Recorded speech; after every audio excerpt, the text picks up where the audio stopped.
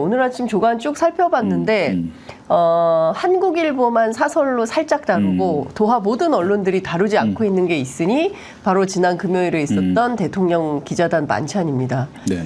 200명 기자가 모였는데요. 김치찌개 계란말이만 먹고 끝난 거냐 이런 비판이 좀 나옵니다. 어떻게 보셨어요? 사실 뭐 대통령이 이제 기자들과의 약속한 거잖아요. 김치찌개를 네. 뭐 끓여주겠다. 1년여 만에 이제 뭐 약속을 지킨 건데 네. 사실 뭐 먹으려고 만난 건 아니니까 앞서 대통령이 기자간담회에서 하지 못했던 네. 그런 좀 속 깊은 얘기들을 하는 자리였으면 좋았을 텐데 네.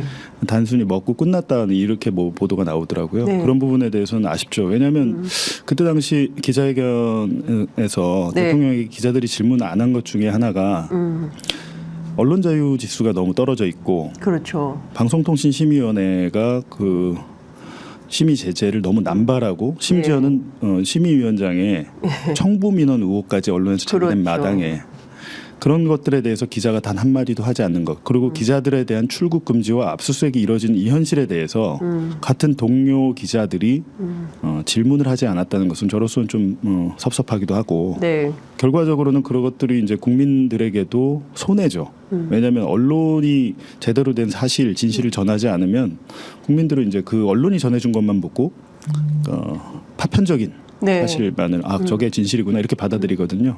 요즘 사실 언론지형 윤석열 정권 들어서 굉장히 심각하다고 저는 생각합니다. 네, 그러니까요. 말씀 주신 대로 언론도 그렇지만 뭐 제기되고 있는 여러 특검 네. 가운데 뭐 최혜병 특검도 그렇고 김건희 여사 관련된 것도 그렇고 뭐 심지어 네이버 라인 야후 사태와 관련해서도 그렇고 사실은 아직 공식적인 기자회견장에서 뭐 너무 딱딱해서 또 시간이 제한돼서 기회가 없었다고 한다면 이번 그 만찬장에서 좀 허심탄회하게 그런 얘기들을 좀 했어야 됐는데 네. 그냥 밥만 먹고 끝났다. 근데 저는 이 대목은 어떻게 보셨습니까? 저는 사실 이건 좀 정말 절망하는 느낌이었는데 그 대통령이 언론재단 해외 연수를 그러게요. 내년에는 네. 80명으로 늘리고 그리고 앞으로는 근데 이거예요. 언론 정책 일환으로 언론 정책의 일환으로 세 자리로 만들어 봅시다 했을 때 기자들이 환호성이 터졌다는 거예요. 와 하고. 예. 그래서 제가 그 풀기사를 보면서 와 이게 진짜 이게 그러니까 그 옛날에 전두환 시대 때 그 언론을 완전히 유화하는 방식으로 길들이기에 들어갔나라는 생각이 들 정도로 저는 좀 참담했거든요. 좀 어떻게 보셨어요? 그 김영란법 시행 이후에 네.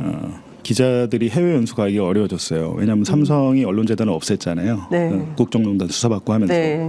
현실적으로 외부의 지원을 받아서 해외 연수 가는 게 쉽지가 않아서 그게 줄어들어서 지원해 주는 데가 아마 지금 LG 성남 언론재단 정도 남아 있는데 그 다음에 이제 그 남아 있는 게 언론재단에서 기자들을 선발해서 해외 연수를 보내주는 게 있어요. 근데 굉장히 경쟁이 치열하죠. 근데 맞아요. 그거를 숫자를 확 늘린다고 하니까 이제 좋아한 건데 그게 단순히 그런 대통령이 밥 먹다가 그렇게 할 수 있는 얘기인가? 그런 것들이 한 사람에 대한 그 언론이 한 사람을 해외로 보낸다는 건 예산이 드는 일, 국민 세금으로 하는 일 아니에요. 네. 근데 마치 본인이 선심 쓰듯이 그것들을 뭐 그렇게 대폭 늘리라고 그 자리에서 지시한다는 건 적절하지 않죠. 그러니까 말씀하셨듯이 뭐 전두환 정권의 그 허문도 씨가 했던 뭐 3S 정책 맞아요. 뭐 이런 것들 있잖아요. 그러니까 국민의 눈과 귀를 가리고 언론의 펜을 무력화시키고 그 언론의 펜 끝을 무디게 하려는 어떻게 보면 뭐랄까요? 그거야말로 이제 포퓰리즘이다. 언론 포퓰리즘이다. 이렇게 보입니다.